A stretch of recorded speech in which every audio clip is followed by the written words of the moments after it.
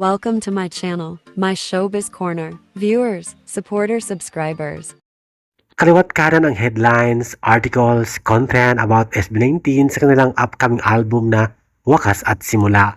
Ito nga sa posting ng Asian Inquirer ay binalita nila na SB19 has secured international milestone with the collaboration of finest Japanese boy band BE:FIRST sa kanilang song na Toy Friend.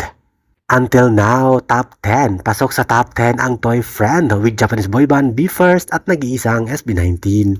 Bahagi sa new album na Wakas at Simula ng SB19 ang kantang Toy Friend na i-release this coming April 18 sa kanilang homecoming concert sa SMDC. Sinama din sa articles na ang Wakas ay naging number 9 sa World Digital Song Sales Chart, of course sa buong mundo. Dagdag ng Asian Inquirer, the collaboration with BE:FIRST on Toy Friend signals a new era of cross-border musical influence for the Filipino pop group. Sa kasalukuyan, naging top 4 ang Toy Friend sa Billboard Music Chart ng Japan. Congratulations!